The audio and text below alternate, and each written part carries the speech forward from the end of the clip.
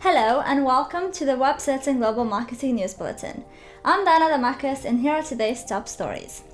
Facebook is planning a subscription-only news service. Amazon has launched a social shopping network, and Google is fighting another right-to-be-forgotten case.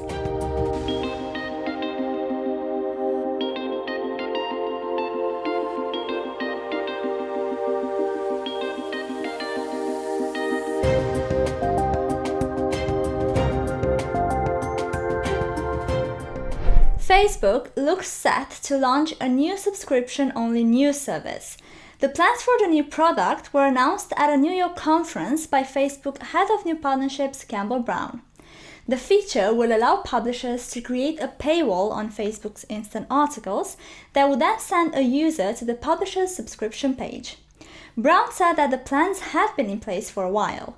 Originally, Instant Articles was released as a way for news publishers to have their articles read directly on the Facebook app. However, this led to some news agencies leaving the platform after tests showed traffic was not affected particularly positively. The paywall will begin testing in October 2017 and will take Facebook's users to a subscription form when a story is clicked on. Amazon has launched a new social shopping network called Amazon Spark. The network lets users share photos of purchases with other users, with the idea that this might boost engagement with online shoppers. Amazon Spark works in a similar way to Pinterest, by letting consumers shop via a feed of images of various products based on the user's selected interests. The photos in the feed may contain more than one product, in which case the app tags each item and provides a link to buy each one. Whilst all users can see posts on Spark, only Prime members can share items and images of their own. The Amazon app is available on both iOS and Android, although currently the Amazon Spark feature is only accessible on iOS devices. Google is embroiled in yet another right-to-be-forgotten court case, this time in France. Following the French government's attempt to enforce the rule globally, Google has gone to the EU Court of Justice to ask them to block the proposal. The court will now have to rule as to whether Google must apply the right-to-be-forgotten law within individual countries, across the EU, or globally.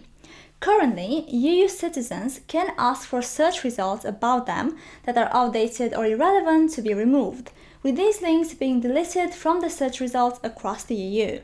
According to Google, the freedom of the internet is at stake, arguing that if global blocks are introduced, then results that are illegal in just one country may then have to be removed worldwide.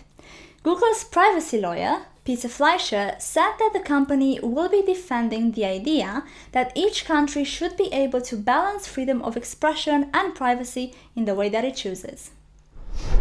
LinkedIn has launched a low-data version of its app called LinkedIn Lite. The app has been released in India for Android phones and will soon be released in another 60 countries. The app has been designed to be usable for people living in countries with low data access. The app takes up just 1 megabyte of space on a device, with pages said to be capable of loading in just 5 seconds on a 2G connection. Whilst heavy graphic features have been removed, users can still use the newsfeed, messaging, and notification features, amongst others. And finally, the Chinese e-commerce giant JD.com is using drone deliveries to help with rural e-commerce in the country. Drones take items from JD's major distribution centers to smaller centers in more rural areas. From there, a contractor picks up the device and takes the item to the customer's doorstep.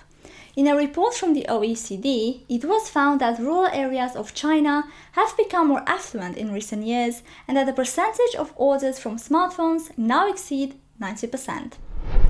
That's all from me today. Thanks for joining us, and be sure to check out our free Catch-up TV service to view our full range of in-depth interviews with global digital marketing professionals, news, how-to videos, and more. See you next time.